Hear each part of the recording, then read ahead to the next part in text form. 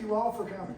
This is fantastic. It's great to see so many people from, these kind of events are interesting because people from different parts of your life come together, and hopefully you guys have a chance to get to know each other and find connections and that sort of stuff. My first book that I published was the first week of COVID in 2020. So we had all big grand launch plans, but that only happened remotely, and that's a little bit different. So it's great to see everybody here. So the agenda is on your chair, so we're just going to kind of mosey through that, I mean, the event tonight really is twofold. One is to celebrate and also to get to know the community, because we have representatives from many different aspects of the IDD, the Intellectual Developmental Disabilities community here, that want to share a little bit about what they do as well, which I think is just fantastic. We moved here about a year and a half ago, and honestly, we had no idea how many resources there were and amazing things here in the Austin area for people with special needs, a variety of special needs, and so we also wanted to provide that connection tonight.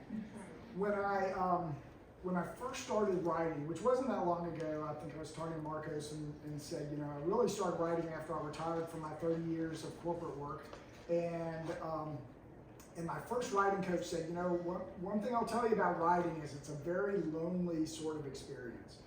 You're generally going to write in a room by yourself, and you're going to maybe edit by yourself, and it's really lonely. As a lifelong introvert, I thought, I have hit pay dirt. But even the most introverted people, which I know you're out there somewhere, you need connections and time with other people. And I think that this is my third book, that I really feel like I've found that right balance that he was encouraging me to find, where you can interact with people and also have your solitude when that's necessary. And this book has enabled me to do that. And really some of the preconceived notions I had when this project started were just blown out of the water. And I'll talk about that a little bit later, about some of the surprises I had when I was writing the book. But first I wanted to pay tribute to a lot of the people that are here in the room, because you guys have made the difference in making it such an enjoyable, meaningful project. And so I wanted to recognize everybody that's here.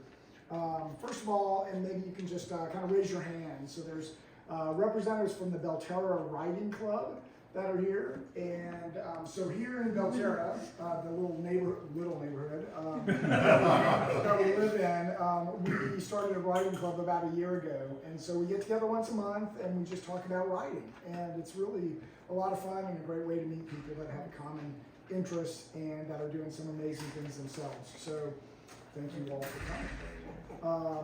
Next, I'd like to recognize the Toastmasters representatives. So we have a few folks from Toastmasters. Hello, how are you? Good. I got a spot for you right here. There's snacks up front. You're welcome to grab stuff, and then just grab a seat whenever you're ready. You can get stuff if you'd like. I could drone on for hours. Dad, stop embarrassing me. So thank you. It's on my resume, so I want to do that quite a lot. He's done it all your life. I really want to recognize the Toastmasters folks as well, because as an introvert, and not just an introvert, but somebody who traditionally, although I spoke a lot in corporate life, was not my sweet spot, that many people over the years have told me to go to Toastmasters to brush up on my skills. And to me, that was like the worst thing I could possibly think of, was actually having to do what I had the greatest fear of. But I will tell you that Mike, Sean, and Marcos made me feel at home. And it was just a great environment to be able to figure things out and practice and make mistakes and just be supported. And so if anybody's thinking about that but doesn't really want to admit it or actually take the next step, talk to these guys afterwards, because it really is life-changing. And so thank you for being here. Yes, gotta jump in.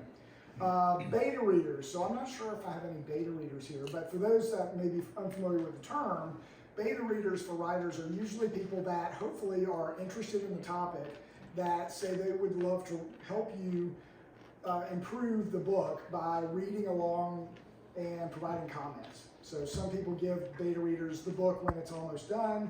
I give them like a chapter at a time and some questions, and it really changes the book because you get instant feedback from people that are interested in the topic and have different experiences. And so I was really fortunate to have about 6 different beta readers that provided very exceptional input and ideas into the book last summer when it was really being written.